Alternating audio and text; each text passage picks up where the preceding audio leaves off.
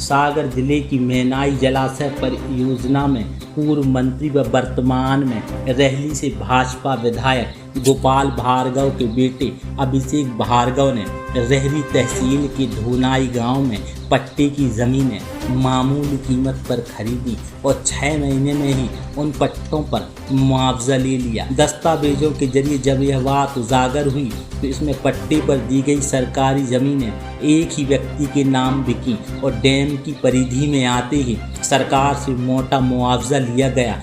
दस्तावेजों के अनुसार अभिषेक भार्गव ने करीब 18 हेक्टेयर 45 एकड़ जमीन विभिन्न व्यक्तियों से खरीदी।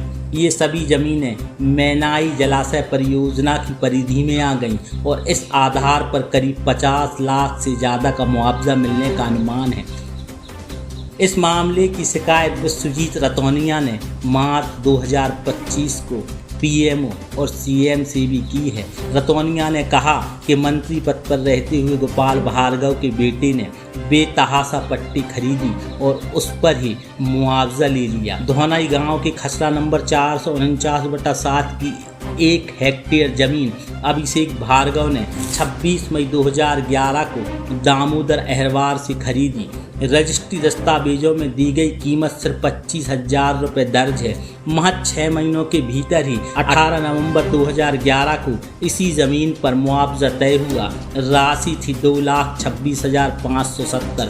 ठीक इसी पैटर्न पर अन्य खसरे से भी सौदे हुए। नियम के मुताबिक केवल विशेष परिस्थितियों में जैसे पट्टाधारी की आर्थिक तंगी, प्रशासनिक मंजूरी की स्थिति में ही इसे बेचने की अनुमति मिल सकती है। लेकिन यहाँ एक ही क्षेत्र में एक ही व्यक्ति ने इतनी बड़ी संख्या में पट्टे की ज़मीनें खरीदी।